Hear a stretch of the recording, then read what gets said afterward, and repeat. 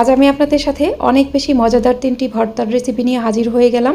আমি আজ আপনাদেরকে ময়মনসিংহের বিখ্যাত চাপা শুটকি ভর্তা করে দেখাবো। মাত্র 1 পিস মাছ দিয়ে হোটেল স্টাইলে অনেক বেশি মজাদার একটি ভর্তা তৈরি করে দেখাবো এবং মাত্র 1 টুকরা মুরগির মাংস দিয়েও খুবই মজাদার একটি ভর্তা তৈরি করব।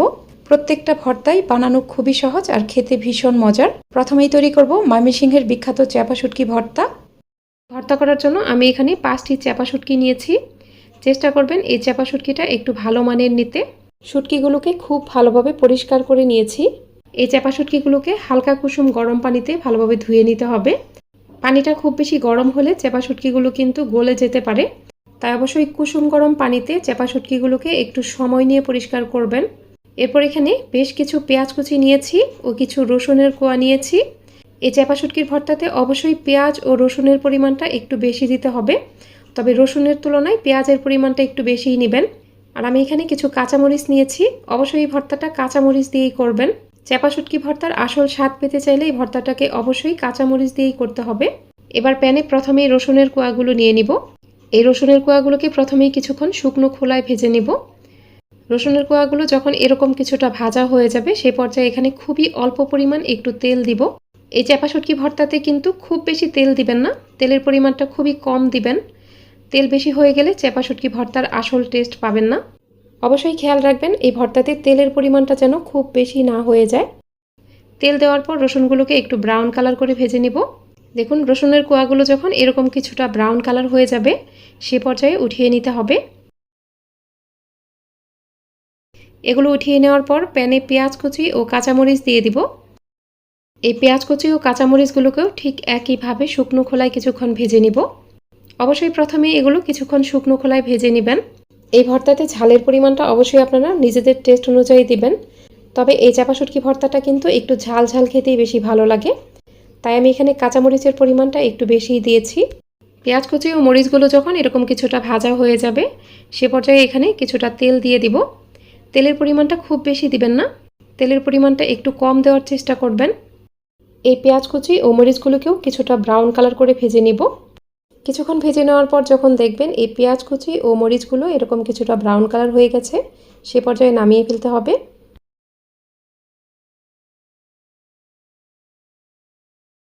এবার প্যানে কিছুটা তেল দিয়ে দিলাম। এখানে আমি সেই চাপা শুটকিগুলো দিয়ে দিব। এই চাপা শুটকি ভর্তাটা কিন্তু ময়মনসিংহের বিখ্যাত খাবার। ময়মনসিংহে যেভাবে এই চাপা শুটকিটা ভর্তা করা হয় ঠিক সেভাবেই রেসিপিটা আপনাদের সাথে শেয়ার করার চেষ্টা করছি। আপনারা অবশ্যই ভিডিওটা শুরু থেকে শেষ পর্যন্ত দেখবেন। আশা করছি চাপা শুটকি ভর্তার একটা পারফেক্ট রেসিপি পেয়ে যাবেন। চাপা শুটকিটাকে তেলে কিছুক্ষণ একটু উল্টে পাল্টে নিলাম। এগুলো এরকম ভাজা হয়ে যাওয়ার পর আমি যে পেঁয়াজ রসুন ও কাঁচামরিচগুলো ভেজে রেখেছিলাম সেগুলো দিয়ে দিলাম। এবার এই চাপা শুটকির সাথে সব কিছুই ভালোভাবে ভেজে নিব। এগুলো অনেক বেশি ভাজার দরকার নেই। চাপা শুটকির সাথে সব কিছু একটু ভালোভাবে মিশিয়ে নেওয়ার পরেই যখন দেখবেন এগুলো একটু ভাজা হয়ে গেছে সে পর্যায়ে নামিয়ে ফেলবো। এ পর্যায়ে আমি এগুলো নামিয়ে ঠান্ডা করে ভর্তা করতে চলে যাব। আজকের এই ভর্তাটা আমি শিলপাটায় বেটে নিব। আপনারা চাইলে এই ভর্তাটাকে হাত দিয়েও মেখে নিতে পারেন, তবে শিলপাটায় ভর্তাটাকে হালকা করে একটু বেটে নিলেই খেতে বেশি ভালো লাগে। শিলপাটায় আমি ভর্তাটাকে অনেক বেশি মিহি করে ফেলবো না, অনেক বেশি মিহি হয়ে গেলে কিন্তু ভর্তার আসল টেস্ট পাবেন না। এই ভর্তাটাকে আধা বাটা করে নিতে হবে, খুব বেশি মিহি করে ভর্তাটা করতে যাবেন না। দেখুন আমি আলতো হাতে এটা বেটে নিচ্ছি। আপনারা দেখেই নিশ্চয়ই বুঝতে পারছেন আমি ভর্তাটা কিভাবে বেটে নিয়েছি। ভর্তাটা বেটে নেওয়ার পর একটা বাটিতে উঠিয়ে নিয়েছি। এবার এখানে স্বাদ অনুযায়ী লবণ দিয়ে দিব। দর্শক, এ পর্যায়ে আপনাদের কাছে আমার একটা অনুরোধ, যারা এখনও আমার ইউটিউব চ্যানেলটিকে সাবস্ক্রাইব করেননি তারা প্লিজ আমাকে সাপোর্ট করবেন। আমাকে সাপোর্ট করতে হলে আমার ইউটিউব চ্যানেলটিকে সাবস্ক্রাইব করবেন। অবশ্যই পাশে থাকা অল লেখা বাটনটাতে ক্লিক করবেন। আর ভিডিওটি যারা ফেসবুক থেকে দেখছেন তারা আমার ফেসবুক পেজটিকে লাইক ও ফলো দিয়ে রাখবেন। আমার এই চাপা শুটকি ভর্তাটা কিন্তু একদমই রেডি। ভর্তাটাকে আমি এরকম ছোট ছোট বলের শেপ দিয়েছি। ময়মনসিংহের বিখ্যাত এই চাপা শুটকি ভর্তাটা খেতে কতটা মজার হতে পারে আমি আপনাদের বলে বোঝাতে পারবো না। গরম ভাতের সাথে 1 টুকরা লেবু আর এই চাপা শুটকি ভর্তা হলে আর কিছুই লাগবে না। এবার চলুন মাত্র 1 পিস মাছ দিয়ে খুবই মজাদার একটি ভর্তা তৈরি করি। ভর্তাটি করার জন্য আমি এখানে 1 পিস রুই মাছ নিয়েছি। আপনারা এখানে যে কোনো বড় মাছ নিতে পারেন। অনেক সময় দেখা যায় ফ্রিজে অনেক পুরনো মাছ থেকে যায়, অনেক দিন ফ্রিজে থাকার ফলে মাছটা একটা কেমন যেন বাজে গন্ধ হয়ে যায়। তাই আপনারা অনেক দিনের পুরনো মাছ দিয়ে এইভাবে ভর্তাটা তৈরি করে ফেলতে পারেন। আমি এখানে মাঝারি সাইজের 6 থেকে 7টি পেঁয়াজ এরকম কুচি করে কেটে নিয়েছি। বড় সাইজের কয়েক কোয়া রসুন নিয়েছি। 1 ইঞ্চি আদা কুচি করে নিয়েছি। এই ভর্তাতে অবশ্যই একটু আদা কুচি দেওয়ার চেষ্টা করবেন, তাহলে ভর্তাতে খুব সুন্দর একটা ফ্লেভার পাওয়া যাবে। কিছু কাঁচামরিচ নিয়েছি ও কিছু শুকনা মরিচ নিয়েছি। আজকের এই ভর্তাটি আমি সরিষার তেল দিয়ে করব। প্যানে কিছুটা সরিষার তেল দিয়ে দিলাম। আর মাছের পিসটাতে আমি সামান্য পরিমাণ হলুদের গুঁড়া, মরিচের গুঁড়া ও লবণ দিয়ে মেখে নিয়েছিলাম। এই মাছটাকে গরম তেলের মাঝে দিয়ে দিলাম। মাছটাকে উল্টে পাল্টে ভালোভাবে ভেজে নিতে হবে। মাছের পিসটাকে এরকম হালকা একটু লালচে কালার করে ভেজে নিব। এটা পারফেক্টভাবে ভাজা হয়ে গেছে। এখন উঠিয়ে নিব। মাছের পিসটা উঠিয়ে নেওয়ার পর এটা পুরোপুরি ঠান্ডা হয়ে যাওয়ার পর এর কাঁটা বেছে নিব। এবার বাকি তেলের মাঝে আমি রসুনের কোয়াগুলো দিয়ে দিলাম। এই ভর্তাতে রসুনের পরিমাণটা অবশ্যই একটু বেশি দিবেন। আমি প্রথমেই রসুনগুলো ভেজে নিব, কারণ রসুন সেদ্ধ হতে একটু বেশি সময় লাগে। রসুনের কোয়াগুলো এরকম একটু হালকা ব্রাউন কালার হয়ে গেলে এখানে পেঁয়াজ কুচি ও কাঁচামরিচ দিয়ে দিতে হবে। এর আগে এখানে আরও কিছুটা সরিষার তেল দিয়ে দিলাম। এবার এখানে পেঁয়াজ ও কাঁচামরিচ কুচি দিয়ে দিলাম। এই ভর্তাতে অবশ্যই পেঁয়াজ কুচির পরিমাণটাও একটু বেশিই দিবেন। আমি এখানে এখনই আদা কুচি অ্যাড করব না। এই পেঁয়াজ ও মরিচগুলো কিছুটা ভাজা হয়ে যাওয়ার পর এখানে আদা কুচি দিয়ে দিব। পেঁয়াজ কুচি ও কাঁচামরিচগুলো যখন এরকম হালকা একটু ব্রাউন কালার হয়ে যাবে, সে পর্যায়ে এখানে আদা কুচি দিয়ে দিব। দেখুন পেঁয়াজ ও কাঁচামরিচগুলো কিছুটা ব্রাউন কালার করে ভেজে নিয়েছি। এখন আমি মাছের পিসের যে কাটা বেছে রেখেছিলাম সেটা দিয়ে দিব।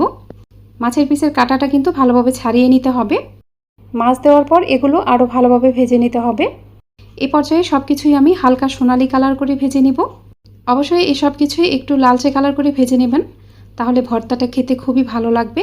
এর কালারটা এরকম একটু সোনালি হবে আর পেঁয়াজগুলো হালকা নরম থাকবে। এই পর্যায়ে উঠিয়ে নিতে হবে। এবার প্যানে কয়েকটি শুকনা মরিচ ভেজে নিব। এই ভর্তাতে অবশ্যই কিছু শুকনা মরিচ দিবেন, তাহলে ভর্তাটা খেতে অনেক বেশি ভালো লাগবে। এখানে খুবই সামান্য পরিমাণে একটু সরিষার তেল দিয়ে শুকনা মরিচগুলোকে মুচমুচে করে ভেজে নেব। এই শুকনা মরিচগুলোকে অবশ্যই একটু সময় নিয়ে ভাজবেন। শুকনা মরিচগুলো এমনভাবে ভাজবেন যেন এর ভেতরের বিচি পর্যন্ত খুব ভালোভাবে ভাজা হয়। কিছুক্ষণ ভেজে নেওয়ার পর দেখুন এই মরিচগুলো পারফেক্টভাবে ভাজা হয়ে গেছে। এখন উঠিয়ে নিব। এই সব কিছুই ঠান্ডা হয়ে যাওয়ার পর ভর্তা করতে চলে যাব। ভর্তাটাকে আমি শিলপাটায় হালকা করে বেটে নিব। চেষ্টা করবেন ভর্তাটাকে শিলপাটায় বেটে নিতে। আর হাতের কাছে শিলপাটা না থাকলে আপনারা এটা হাত দিয়েও মেখে নিতে পারেন। তবে শিলপাটায় ভর্তাটা একটু হালকা করে বেটে নিলে এটা খেতে বেশি ভালো লাগে। ভর্তাটাকে আমি অনেক বেশি মিহি করে ফেলবো না, ভর্তাটাকে আধা বাটা করে নিব। অনেক বেশি মিহি করলে কিন্তু ভর্তার আসল টেস্ট পাবেন না। দেখুন ভর্তাটাকে আমি কিভাবে বেটে নিচ্ছি। এরকম আলতো হাতে বেটে নিলেই ভর্তাটা একদম পারফেক্ট হবে। পুরোটাই হালকা করে একটু বেটে নেওয়ার পর এখানে কিছু শুকনা মরিচ ও স্বাদ অনুযায়ী লবণ দিয়ে দিলাম। এই শুকনা মরিচটাকে খুব মিহি করে বেটে নিতে হবে। এরপর এখানে অল্প একটু লেবুর রস দিয়ে দিবেন। অবশ্যই এই মাছ ভর্তাতে সামান্য একটু লেবুর রস দেওয়ার চেষ্টা করবেন। লেবুর রস দেওয়ার ফলে ভর্তার টেস্ট কয়েক গুণ বেড়ে যাবে।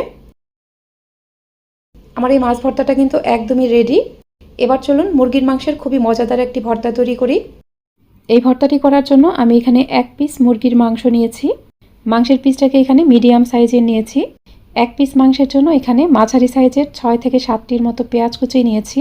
বড় সাইজের 8 থেকে 10 কোয়ার মতো রসুন নিয়েছি। 1 থেকে 1.5 ইঞ্চি পরিমাণ আদা কুচি নিয়েছি ও কিছু কাঁচামরিচ নিয়েছি। এই ভর্তাতে পেঁয়াজ, রসুন ও কাঁচামরিচের পরিমাণটা অবশ্যই একটু বেশি নিতে হবে। এই মাংসের পিসটাকে প্রথমে সেদ্ধ করে নিব, তাই এটা ছোট ছোট পিস করে কেটে নিতে হবে। মাংসটাকে এরকম ছোট ছোট করে কেটে প্যানে নিয়ে নিলাম। মাংসটা সেদ্ধ করার জন্য এখানে কিছুটা পানি দিয়ে দিলাম। এখানে সামান্য পরিমাণে একটু হলুদের গুঁড়া দিয়ে দিলাম। প্যানটা ঢেকে মাংসটাকে সেদ্ধ করে নিতে হবে। পুরোপুরি সেদ্ধ হয়ে যাওয়ার পর ঢাকনাটা খুলে নিলাম। আমি মাংসের পিসগুলোকে এখান থেকে উঠিয়ে নিব। এবার প্যানে কিছুটা তেল দিয়ে দিলাম। তেলটা গরম হয়ে গেলে এখানে সেদ্ধ করে নেওয়া মাংসের পিসগুলো দিয়ে দিলাম। এগুলোকে তেলের মাঝে ভালোভাবে একটু ভেজে নিব। এই মাংসের পিসগুলোকে আমি চুলার মিডিয়াম আঁচে একটু সোনালি কালার করে ভেজে নিব।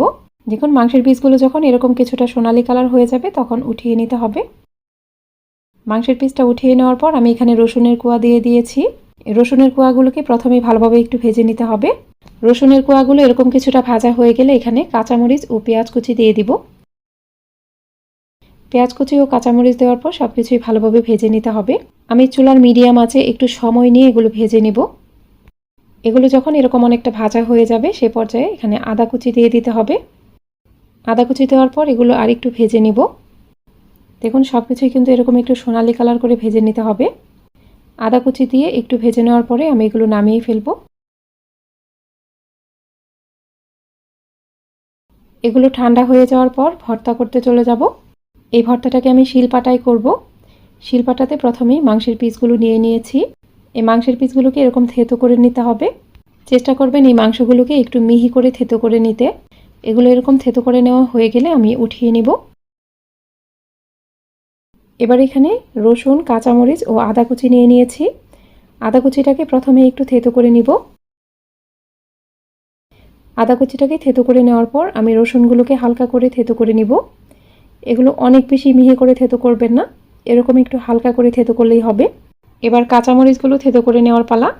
চেষ্টা করবেন এই কাঁচামরিচগুলোকে একদম মিহি করে থেতো করে নিতে। দেখুন এগুলো এরকম একদম মিহি করে থেতো করে নেবেন। সব কিছু ভালোভাবে থেতো করে নেওয়ার পর আমি এখানে ভেজে নেওয়া পেঁয়াজ নিয়ে নিলাম। এরপর এখানে ভর্তার জন্য স্বাদ অনুযায়ী লবণ দিয়ে দিলাম। লবণ দেওয়ার পর সব কিছুই হাত দিয়ে খুব ভালোভাবে মেখে নিব। এই পেঁয়াজ কুচির সাথে সব কিছুই একদম খুব ভালোভাবে মেখে নিতে হবে, যেন সব কিছু একদম নরম হয়ে যায়। ভালোভাবে মেখে নেওয়ার পর এখানে মাংসটা দিয়ে দিলাম। মাংস দেওয়ার পর সব কিছু আবারও ভালোভাবে মেখে নিব। এগুলো একদম হাত দিয়ে কষলে কষলে মেখে নিতে হবে, যেন সব কিছুই নরম হয়ে যায়। এই ভর্তাতে কিছুটা সরিষার তেল দিয়ে দিলাম। সরিষার তেল দেওয়ার পর সব কিছু মিশিয়ে নিয়ে এখানে 1 ফালি পরিমাণ লেবুর রস দিয়ে দিব। অবশ্যই এই ভর্তাতে লেবুর রস দিবেন। লেবুর রস দেওয়ার ফলেই কিন্তু ভর্তার টেস্ট কয়েক গুণ বেড়ে যাবে। চেষ্টা করবেন আমি যেভাবে এই ভর্তাটা তৈরি করেছি ঠিক একইভাবে তৈরি করতে। দেখবেন এই মুরগির মাংস ভর্তার স্বাদ আপনি কখনোই ভুলতে পারবেন না। আমি আজকে যে 3টি ভর্তা তৈরি করলাম, এই ভর্তাগুলো খেতে কিন্তু খুবই মজার হয়। এগুলো বানানো যেমন সহজ, খেতেও অনেক বেশি মজার। অবশ্যই ভর্তাগুলো বাসায় ট্রাই করবেন, আর ভালো লাগলে একটা লাইক দিবেন। আজ তাহলে এখানেই বিদায় নিচ্ছি। সবাই অনেক বেশি ভালো থাকবেন। আল্লাহ হাফিজ।